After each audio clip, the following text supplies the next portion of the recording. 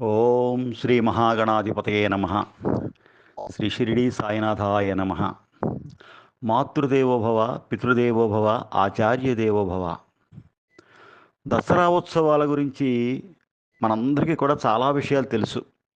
అయినప్పటికీ కొత్త కొత్త విషయాలు మనం తెలుసుకుంటూనే ఉంటాం. ప్రతి సంవత్సరం ఈ దసరా మహోత్సవాలు చేసుకుంటూ ఉంటాం. భారతదేశం అంతా కూడా అందరూ హిందువులందరూ కూడా ఈ శరన్నవరాత్రులు జరుపుకుంటూ ఉంటారు. ఈవేళ ఇప్పటి వరకు మీకు ఎవ్వరికీ తెలియని, ఇప్పటివరకు చెప్పని గొప్ప రహస్యాలు, జ్యోతిష శాస్త్రానికి ఈ దసరాకి ఉన్నటువంటి గొప్పదనం, ఆ లింకు ఏమిటి అనేటువంటిది ఈవేళ చెప్తున్నాను. శ్రద్ధగా వినండి. ఈ దసరా ఉత్సవాల ద్వారా మనం మన జాతకంలో ఉన్నటువంటి దోషాలని ఏ విధంగా మనం పోగొట్టుకోవచ్చు, అసలు ఈ జ్యోతిష్ శాస్త్రానికి, నక్షత్రాలకి, ఈ 9 రోజులకి ఉన్నటువంటి సంబంధం ఏమిటి అనేటువంటి చాలా మంచి విషయాలు మీ అందరి కోసం సేకరించి చెప్పడం జరుగుతోంది. దీంట్లో చాలా గొప్ప విషయాలు ఉన్నాయి. అన్నీ కూడా మీరు శ్రద్ధగా వినండి. ఎందుకంటే ఈ దసరా ఉత్సవాలు, ఈ శరన్నవరాత్రులు కూడా చాలా వైభవోపేతంగా జరుపుకుంటాం. వినాయక చవితి వెళ్ళిన తర్వాత వచ్చేటువంటిది ఒక పెద్ద పండుగ, హిందువులకు సంబంధించినటువంటిది. ఇది దసరా ఉత్సవాలు. ఇది అక్టోబర్ 3వ తారీఖు నుంచి 12వ తారీఖు వరకు కూడా మనం విశేషంగా జరుపుకుంటాం. 2 రాత్రి తెల్లవారుజామున కలశ స్థాపన చేయాలి. ఈ కలశ స్థాపన 2 రాత్రి బుధవారం రాత్రి తెల్లవారుజామున చేసుకోవాలి. ఇది మీకు ప్రత్యేకంగా 3 ముహూర్తాలు చెప్తున్నాను. ఇవన్నీ కూడా రాజమండ్రి సమయానికి కేటాయించబడి చెప్పినటువంటివి. మీరు ఏ దేశంలో ఉన్నా, మీరు ఎక్కడ ఉన్నా, ఏ ప్రాంతంలో ఉన్నా దానికి దేశాంతర సంస్కారం చేసుకుని ముహూర్తం నిర్ణయించుకోవాలి. ఇది రాజమండ్రికి ప్రామాణికంగా చెప్తున్నాను. ఒకవేళ మీకు ఎవరికైనా అవసరమైతే మీరు నా నెంబర్కి కాంటాక్ట్ చేసినట్లయితే కూడా మీకు నేను చెప్తాను. తెల్లవారుజామున 2:45కి ఒక ముహూర్తం, 3:45కి ఒక ముహూర్తం, 4:45కి ఒక ముహూర్తం. ఎట్టి పరిస్థితుల్లో కూడా 5 నుంచి 6 లోపు చేయవద్దు. కలశ స్థాపన చేసేటువంటి వాళ్ళు ఎవరైనప్పటికీ కూడా ఉదయం 5 లాగైతే 6 లోపు చేయొద్దు. ఇందాక చెప్పినటువంటి 2:45, 3:45, 4:45 సమయాలలో కలశ స్థాపన కనుక చేసుకున్నట్లయితే ఈ కలశ స్థాపన చాలా అద్భుతంగా జరుగుతుంది. మీకు నవరాత్రులు కూడా చాలా బాగా జరుగుతాయి. ఏ విధమైనటువంటి అడ్డంకులు కూడా ఉండవు. కొంతమందికి పాపం ఏం జరుగుతుందంటే మధ్యలోనే ఏవో ఇబ్బందులు వస్తూ ఉంటాయి. అటువంటి వచ్చినప్పుడు చాలా బాధపడతారు. అంచేత 5 to 6 వద్దు ఎవరు కూడాను. 2:45, 3:45, 4:45 ఈ 3 కూడా దివ్యమైనటువంటి ముహూర్తాలు. ఇందులో అన్నిటికంటే కూడా మంచిది 2:45, సెకండ్ 3:45, థర్డ్ 4:45. ఇందులో ఏది ప్రామాణికమైతే, ఏదైతే మీ దేశాంతర సంస్కారాన్ని బట్టి, మీరు ఉన్నటువంటి ప్రాంతాన్ని బట్టి చేసుకోండి. ఇదేమిటంటే చెడు మీద మంచి జరపడం కోసం చేసేటువంటి ఒక గొప్ప ప్రభావమైనటువంటి దసరా మహోత్సవాలు. పాలపిట్టను చూస్తూ ఉంటారు. మరి పాలపిట్ట దర్శనం పాపాలు నాశనం అని చెప్పేసి చిన్నప్పుడు మనం నేర్చుకున్నాం. అలాగే ఈ దసరాలలో కూడా పాలపిట్ట దర్శనం తప్పనిసరిగా చేయాలి. తప్పనిసరిగా చేసినట్లయితే మనం చేసినటువంటి పాపాలన్నీ కూడా పోతాయని చెప్పేసి శాస్త్రం చెప్తోంది. అలాగే జమ్మి చెట్టుకు కూడా పూజ, ఆ జమ్మి చెట్టు పూజ కూడా చేసినట్లయితే శత్రునాశనం అవుతుంది. కాబట్టి మనం బంధువులతోటి, మిత్రులతోటి కూడా ఈ కార్యక్రమాలన్నీ కూడా సరదాగా చేసుకున్నట్లయితే అత్యంత అద్భుతమైనటువంటి విశేషాలు జరుగుతాయి. నెక్స్ట్ ఏంటంటే అసలు జ్యోతిష శాస్త్రానికి దీనికి సంబంధం ఏంటి, ఎవరెవరు ఎట్లా చేయాలి, అది మీకు రోజువారీగా నేను చెప్తున్నాను. చూడండి. మొట్టమొదట పాడ్యమి తిథి. ఆ రోజున దుర్గామాతని ఆరాధించాలి. దుర్గామాత అంటే సాక్షాత్తు మీకు రాహుగ్రహానికి దోషం పోవడం కోసం అధిష్టాన దేవతగా మనం కొలుస్తూ ఉంటాం. అందుకే మీరు చూడండి, రాహుగ్రహానికి ఎప్పుడైనా సరే దోషం ఉన్నటువంటి వాళ్ళు, సప్తమంలో రాహు ఉన్నటువంటి వాళ్ళు, అంటే వైవాహిక జీవితంలో చాలా తేడాలు వస్తాయి. అట్లాగే అష్టమంలో రాహు ఉన్నటువంటి వాళ్ళు సౌభాగ్య స్థానం కోసం, పంచమంలో కనుక రాహు ఉన్నటువంటి వాళ్ళు సంతాన దోషాలు ఇవి జరుగుతాయి. కాబట్టి అటువంటి వాళ్ళందరూ కూడా సప్తమంలో కానీ పంచమంలో కానీ అష్టమంలో కానీ రాహు ఉన్నట్లయితే అది జాతకరీత్యా కొన్ని ఇబ్బందులు ఉంటాయి. కాబట్టి ఇటువంటి వాళ్ళందరూ కూడా ఆ మొట్టమొదటి రోజున ఈ దుర్గామాతని ప్రార్థించినట్లయితే ఇది చాలా శుభాలు కలుగుతాయి. తర్వాత ఈరోజు హస్త నక్షత్రం అయింది. హస్త నక్షత్రం అంటే చంద్రుడి యొక్క దశ, చంద్రుడి యొక్క దశానాథుడు అనమాట. దీంట్లోనే రోహిణి, హస్త, శ్రవణం 3 నక్షత్రాల జాతకులు కూడా తప్పనిసరిగా ఈ రోజున పూజలు చేసుకోండి. ఇందులో ఎవరైనప్పటికీ కూడా. అలాగే చంద్రుడి యొక్క దశ జరుగుతున్న వాళ్ళు కానీ, చంద్రుడి యొక్క అంతర్దశ జరుగుతున్నటువంటి వాళ్ళు కానీ ఈ రోజున బాలా త్రిపుర సుందరి అమ్మవారిని కనుక సేవించినట్లయితే చాలా అద్భుతమైనటువంటి విజయాలు కలుగుతాయి. అలాగే గులాబీ రంగు, ఎరుపు పువ్వులు, అట్లాగే పరమాన్నం, వస్త్రం కూడా దానం చేసినట్లయితే ఎరుపు రంగు వస్త్రం, చీర రవికలు కూడా దానం చేసినట్లయితే ఒక ముత్తైదుకి మీకు సమస్తమైనటువంటి సుఖాలు కూడా కలుగుతాయి. ముఖ్యంగా రోహిణి, హస్త, శ్రవణ నక్షత్ర జాతకులు, చంద్రుడి యొక్క దశ జరుగుతున్న వాళ్ళు, చంద్రుడి యొక్క అంతర్దశ జరుగుతున్నటువంటి వాళ్ళు, మనశ్శాంతి లేనటువంటి వాళ్ళు, మానసికంగా అనేటువంటి ఇబ్బందులు పడుతున్నటువంటి వాళ్ళు, తాము ప్రేమించినటువంటి వాళ్ళు దూరం అయిపోతున్నటువంటి వాళ్ళు, తాము ఎవరినైతే ప్రేమిస్తారో వాళ్ళందరూ కూడా పాపం దూరం అయిపోతూ ఉంటారనమాట. అటువంటి వాళ్ళు కూడా ఈ చంద్రుడి యొక్క నక్షత్రమైనటువంటి హస్త నక్షత్రంలో కనుక ఈ కార్యక్రమాలన్నీ కూడా చేసుకుంటే అద్భుతమైనటువంటి విజయం లభిస్తుంది. తర్వాత 4వ తారీఖు ఈ రోజున విద్యా తిథి అయింది. విద్యా తిథి రోజున గాయత్రి అమ్మవారిని మనం పూజిస్తాం. గాయత్రి అమ్మవారు అంటే మహాశక్తివంతురాలు. ఓం భూర్భువస్సువః అనేటువంటి మంత్రంతో మనం కార్యక్రమం ప్రారంభిస్తాం. ఆ రోజు కూడా కనకాంబరం రంగుని వాడుకోవచ్చు. తామర పువ్వులతోటి పూజ చేయండి. పులిహోర నైవేద్యంగా పెట్టండి. ప్రత్యేకంగా బ్రాహ్మణ ముత్తైదువులకు కానీ ఇతర ముత్తైదువులకు కానీ గాజులు దానం చేసినట్లయితే అద్భుతమైనటువంటి ఫలితం ఉంటుంది. ఈరోజు చిత్తా నక్షత్రం, చిత్త, మృగశిర, ధనిష్ట ఈ 3 కుజగ్రహానికి సంబంధించినటువంటి నక్షత్రాలు అన్నమాట. కారణం ఏంటంటే ఈ మృగశిర నక్షత్ర జాతకులు, చిత్తా నక్షత్ర జాతకులు, ధనిష్ట నక్షత్ర జాతకులు కూడా ముఖ్యంగా ఈ రోజున గనక గాయత్రి అమ్మవారిని పూజించినట్లయితే సకల శుభాలు కూడా నెరవేరుతాయి. అలాగే కుజదోషంతో బాధపడుతున్నటువంటి వాళ్ళు, కుజ దశ అంతర్దశలు జరుగుతున్నటువంటి వాళ్ళు, ఎంతకాలమైనప్పటికీ కూడా గృహ యోగం లేనటువంటి వాళ్ళు, ఎంతో డబ్బు ఉంటుంది వాళ్ళ దగ్గర కానీ ఆ యొక్క గృహయోగం లేదని బాధపడుతున్నటువంటి వాళ్ళు, అలాగే వాళ్ళ జాతకాలలో కుజదోషం ఉన్నటువంటి వాళ్ళు, అట్లాగే ఈ రోజున ప్రత్యేకంగా మనం చేసేటువంటి ఈ పూజలన్నింటికీ కూడా కుజుడు దశానాథుడు అవుతాడు. కుజుడు వల్ల మనకి సమస్త శుభాలు కూడా జరుగుతాయి.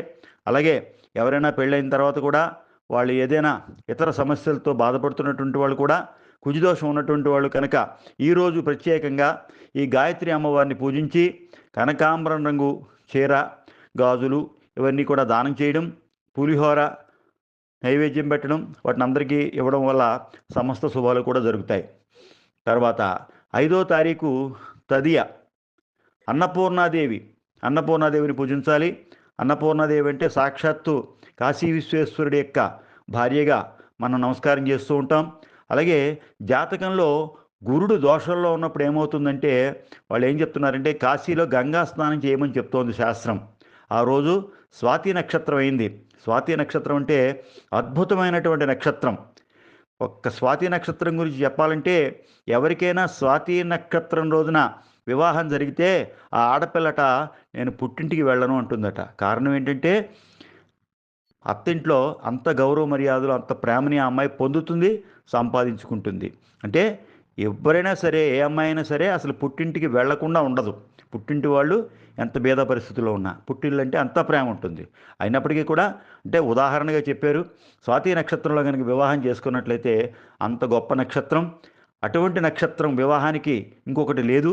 కాబట్టి ఈ స్వాతి నక్షత్రంలో కనుక అన్నపూర్ణాదేవిని పూజించినట్లయితే సాక్షాత్తు వాళ్ళు కాశీ విశ్వేశ్వరుడు దర్శనం చేసుకుని గంగా స్నానం చేసి అన్నపూర్ణాదేవిని, విశ్వేశ్వరుని దర్శించినటువంటి పుణ్యం కూడా కేవలం అక్కడ దక్కుతుంది. ఆ రోజు గురుగ్రహ దోషం పోవడానికి కూడా చేసుకోవచ్చు అనమాట. ఎందుకంటే ఆరుద్ర, స్వాతి, శతభిషం ఈ 3 నక్షత్రాలు కూడా కలగలిపి ఉంటాయి. ప్రత్యేకంగా ఇవి రాహుగ్రహానికి సంబంధించినటువంటి నక్షత్రాలు. ఈ నక్షత్రాలలో పుట్టినటువంటి వాళ్ళు కానీ, రాహుదశ జరుగుతున్నటువంటి వాళ్ళు కానీ, గురుగ్రహ దోషం ఉన్నటువంటి వాళ్ళు కానీ, గురుబలం లేక వివాహం అవ్వడం ఆగిపోతున్నటువంటి వాళ్ళు కానీ ప్రత్యేకంగా కనుక ఇది చేసుకున్నట్లయితే ఆ 5వ తారీఖున అన్నపూర్ణాదేవిని కనుక పూజ చేసి గారెలు నైవేద్యం పెట్టి దాన్ని అందరికీ కూడా ప్రసాదంగా పెట్టడం, తెల్లటి పువ్వులతో పూజ చేయడం కనుక చేసినట్లయితే ఆ అమ్మాయికి అత్తవారింట్లో కూడా ఏ విధమైనటువంటి బాధలు కూడా లేకుండా ఎంతో ప్రేమను సంపాదించుకుంటుంది. స్వాతి నక్షత్రంలో వివాహం జరిగితే ఎంత గొప్ప ఫలితం ఉంటుందో, అలాగే స్వాతి నక్షత్రంలో కనుక అన్నపూర్ణాదేవిని పూజించి అమ్మా మాకు చక్కగా ఉండాలి, అత్తవారింట్లో ఏ దోషం లేకుండా ఏ బాధలు లేకుండా నాకు ఉండాలి అని చెప్పేసి ఏ స్త్రీ అయితే వివాహం కాని స్త్రీ కానీ, వివాహం అయినటువంటి స్త్రీ కానీ పూజించినట్లయితే సాక్షాత్తు ఆ కాశీ విశ్వేశ్వరుడు అన్నపూర్ణాదేవి దయ వల్ల అన్నీ కూడా శుభాలు జరుగుతాయి. ఎందుకంటే జాతకంలో గురుడి యొక్క దోషం ఉన్నప్పుడు నమకపారాయణ చేయమని శాస్త్రం చెప్తోంది. ఎవరికైనా సరే గురుడు దోషంలో ఉన్నప్పుడు నమకపారాయణ 21 రోజులు 21 సార్లు చొప్పున చేసుకున్నట్లయితే అద్భుతమైనటువంటి విజయం కలుగుతుంది. వివాహం కానిటువంటి వాళ్ళకు కూడా వివాహం జరుగుతుంది. అలాగే అన్నపూర్ణాదేవి కాశీ విశ్వేశ్వరుడి దయ వల్ల వాళ్ళ యొక్క సంతానం అన్నీ కూడా అభివృద్ధిలో ఉంటాయి. తర్వాత 6వ తేదీ ఆ రోజున సవితి అయింది. ఆ చవితి రోజున చక్కగా బాలాత్రిపుర సుందరి అమ్మవారిని పూజించాలి. ఈరోజు విశాఖ నక్షత్రమైంది. పునర్వసు, విశాఖ, పూర్వభద్ర ఇవన్నీ కూడా గురుగ్రహ సంభూతానికి సంబంధించినటువంటి నక్షత్రాలు.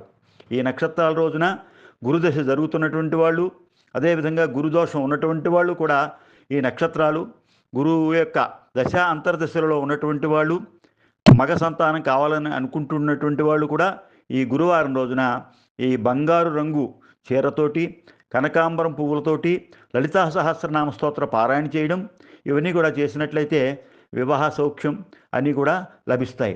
అలాగే ఈ త్రిపుర సుందరీదేవి అమ్మవారిని లలితా సహస్రనామ స్తోత్రంతో ఎవరైతే పూజిస్తారో దాంపత్యంలో భార్యాభర్తల మధ్య ప్రేమ అనురాగాలు లేనటువంటి వాళ్ళు కూడా వాళ్ళకి ఒకరి మీద ఒకరికి ప్రేమ కలగడానికి అనేకమైనటువంటి అవకాశాలు ఉన్నాయి. సాక్షాత్తు శుక్రగ్రహం వివాహానికి సంబంధించినటువంటిది అనమాట. శుక్రుడి జాతకంలో ఎవరికైనా బాగా లేనప్పుడు, అంటే శత్రుక్షేత్రాలలో ఉండడం కానీ, నీచపట్టడం కానీ జరిగినప్పుడు వాళ్ళ దాంపత్యంలో కొంత ఇబ్బంది ఉంటుంది. అలాగే ప్రత్యేకంగా ఈ శుక్రుడికి కనుక చేసుకున్నట్లయితే ఇటువంటి అద్భుతాలన్నీ జరుగుతాయి. ఆ రోజున చక్కెర పొంగలి నైవేద్యం పెట్టడం, అదేవిధంగా చక్కెర పొంగల్ని అందరికీ దానం చేయడం వల్ల సమస్త శుభాలు కూడా నెరవేరుతాయి. అదేవిధంగా 7వ తారీఖు పంచమైంది. ఆ రోజున మహాచండీ యాగం చేస్తారు. మహాచండీ అమ్మవారిని పూజిస్తారు. అనురాధ నక్షత్రమైంది. ఆ రోజున పసుపు రంగు బట్టలు కట్టుకుని పూజ చేయొచ్చు. అలాగే పసుపు రంగు పువ్వులు, పసుపు రంగు బట్టలు కూడా దానం చేయొచ్చు. అలాగే చనిమిడి, వడపప్పు, పానకాన్ని నైవేద్యంగా పెట్టడం, అదేవిధంగా పూర్తిగా స్వయం పాకాన్ని ఏ లోటు లేకుండా ఒక బ్రాహ్మణుడికి దానం చేసుకున్నట్లయితే ఆ రోజు విశేషమైనటువంటి ఫలితం ఉంటుంది. ఇది ప్రత్యేకంగా శనికి సంబంధించినటువంటి నక్షత్రం. పుష్యమి, అనురాధ, ఉత్తరాభాద్ర కూడా. కాబట్టి ఈ నక్షత్రాలన్నీ కూడా శనికి సంబంధించినటువంటివి. కాబట్టి పుష్యమి, అనురాధ, ఉత్తరాభాద్ర నక్షత్ర జాతకులు, శని దశ అంతర్దశలు జరుగుతున్నటువంటి వాళ్ళు, శని దోషం ఉన్నటువంటి వాళ్ళు, ఏలినాటి శని జరుగుతున్నటువంటి వాళ్ళు, అర్ధాష్టమ శని ఇవన్నీ కూడా, అష్టమ శని ఉన్నటువంటి వాళ్ళు కూడా వాళ్ళ యొక్క ఏలినాటి శని దోషాలు పోవడం కోసం ప్రత్యేకంగా ఈ 3 నక్షత్రాల వాళ్ళు కూడా తప్పనిసరిగా విశేషంగా మహాచండీ పూజ చేయవలసినటువంటి రోజు తప్పనిసరిగా చేయండి. అదేవిధంగా సప్తమంలో శని ఉంటుంది కొంతమందికి సప్తమంలో శని ఉండడం మూలంగా ఈ కొన్ని సమస్యలు ఉంటాయన్నమాట. అది వివాహం ఆలస్యంగా అవడం, తర్వాత ద్వితీయ వివాహానికి సూచన కనబడుతూ ఉంటుంది శుభగ్రహాల దృష్టి లేకపోతే.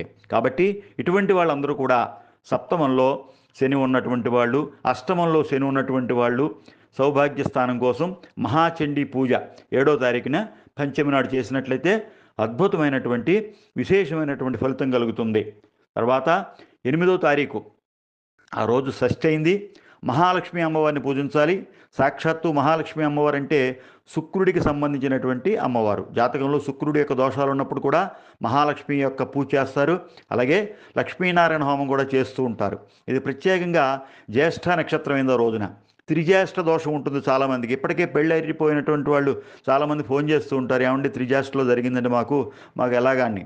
అటువంటి వాళ్ళు కూడా ఈ మహాలక్ష్మి అమ్మవారిని శుక్రవారం రోజున కనుక, శుక్రగ్రహానికి సంబంధించి ఉంటుంది కాబట్టి ఇది, ఈ త్రిజ్యేష్ఠ ఉన్నటువంటి వాళ్ళు, దోషం ఉన్నటువంటి వాళ్ళు గులాబీ రంగు చీర కట్టుకుని ఆ గులాబీ రంగు చీరను దానం చేయడం, అలాగే లక్ష్మీ సహస్రనామ స్తోత్రం పూజలు చేయడం, బూరెలు నైవేద్యంగా పెట్టడం, బుధ దశ అంతర్దశలు జరుగుతున్నటువంటి వాళ్ళు, ఆశ్లేష జ్యేష్ఠ రేవతి నక్షత్ర జాతకులు, వీళ్ళందరికీ కూడా బుధుడు అధిపతి కాబట్టి ఇటువంటి వాళ్ళందరూ కూడా అప్పటికే జ్యేష్ఠురాలైన, జ్యేష్ఠ నక్షత్రంలో పుట్టిన తర్వాత ఇవన్నీ కూడా జ్యేష్ఠ నక్షత్రంలో ఏది జరిగినప్పటికీ కూడా ఇటువంటి వాళ్ళందరూ కూడా తప్పనిసరిగా పూజించవలసినటువంటి అమ్మవారు మహాలక్ష్మి అమ్మవారు.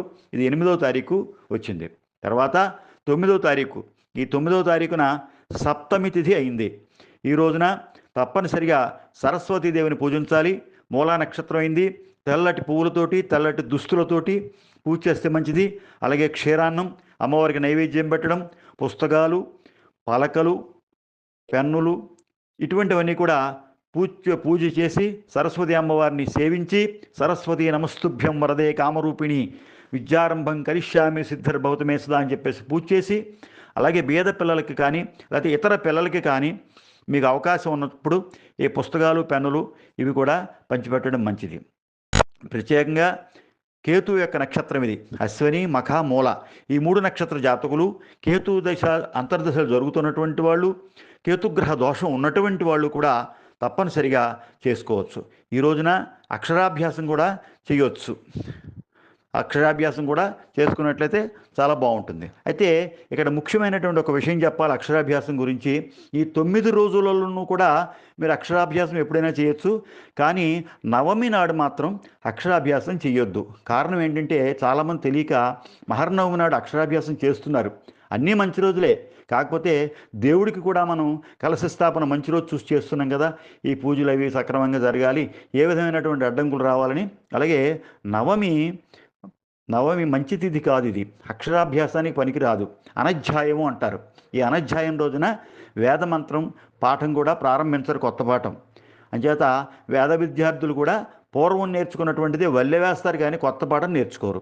ఇప్పుడు ఒక మాటలో చెప్పాలంటే పూర్వకాలం ఉపనయనం, కొంతమందిలో ఉపనయనం ఉంది, కొంతమందికి ఉపనయనం లేదు. కాబట్టి ఉపనయనం ఎంత గొప్పదో అక్షరాభ్యాసం కూడా అంత గొప్పదే. కాబట్టి ఈ అక్షరాభ్యాసాన్ని మహర్నవమి నాడు చెయ్యకండి వీలైనంత వరకు. ఎందుకంటే ఆ రోజు అనధ్యాయం అంటారు దాన్ని. ఈ అనధ్యాయం రోజున చేయకూడదు. మిగతా 9 రోజుల్లో, మిగతా అన్ని రోజులు కూడా మీరు చేసుకోవచ్చు. ఒక్కరోజు మాత్రం ఆ రోజు ఆలోచించండి, ఎందుకంటే తర్వాత మీ ఇష్టం. మహర్నవమి నాడు మాత్రం అక్షరాభ్యాసానికి పనికిరాని రోజు. కారణం ఏంటంటే అనధ్యాయం అంటారు దాన్ని. అనధ్యాయం అంటే పనికిరానిది అని. మహర్నవమి అయినప్పటికీ కూడా అక్షరాభ్యాసానికి అయితే పనికిరాదు. ఇంకొక మాట ఏంటంటే మీకు 9 రోజులు ఉన్నాయి కాబట్టి ఈ 9 రోజుల్లో ఎప్పుడో ఏదో ఒక రోజున వీలైనంత వరకు తారాబలం, చంద్రబలం చూపించుకుని మీ ఇంటి పురోహితుల చేత ఈ అక్షరాభ్యాసం చేయించుకోవడం చాలా మంచిది. అక్షరాభ్యాసం కదా, ఏ రోజు చేస్తేనే అన్న మంచిదని చెప్పి చాలామంది అనుకుంటారు.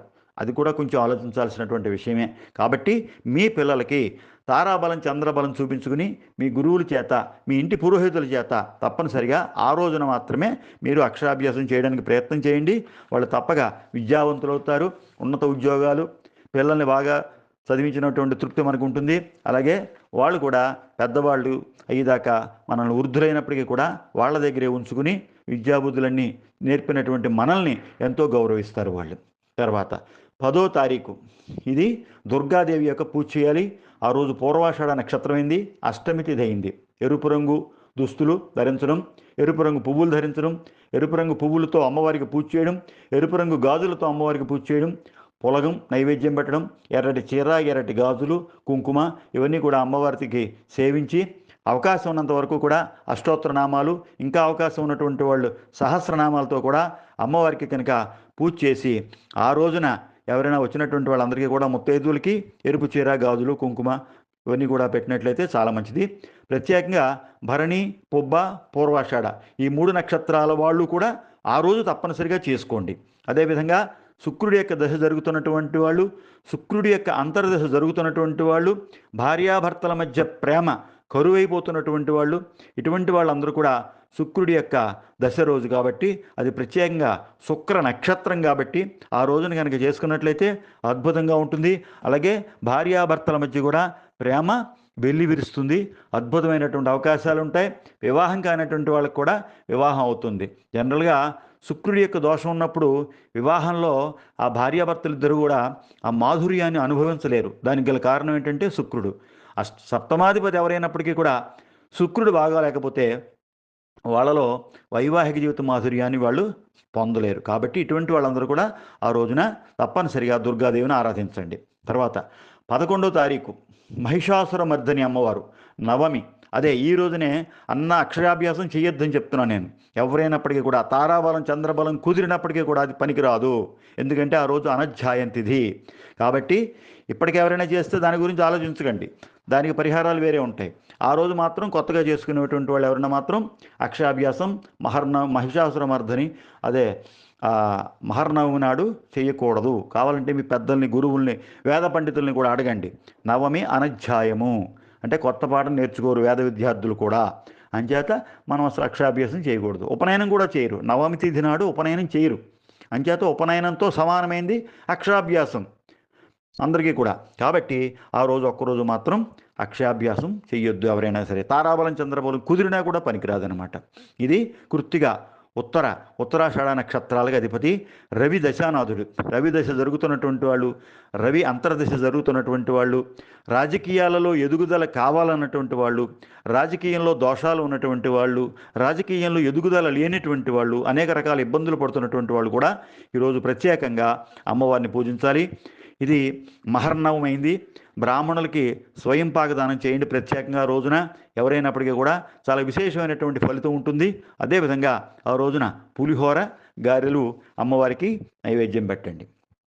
తర్వాత ఆఖరి రోజు విజయదశమి. ఈ నక్షత్రాలలో ఎవరికైనా కుదరకపోతే ఆ రోజున బాధపడక్కర్లేదు. మిగతా వాళ్ళందరూ కూడా అన్ని నక్షత్రాల వాళ్ళు కూడా ఈ శ్రవణ నక్షత్రంలో చేసుకోవచ్చు. అది రాజరాజేశ్వరి అమ్మవారు పూజిస్తాం. అలాగే విజయదశమి దశమి నాడు ఆ శనివారం రోజున అన్ని నక్షత్రాల వాళ్ళు కూడా అన్ని రంగుల పువ్వులు, అన్ని రంగులు వాడచ్చు ఆ రోజున అనమాట.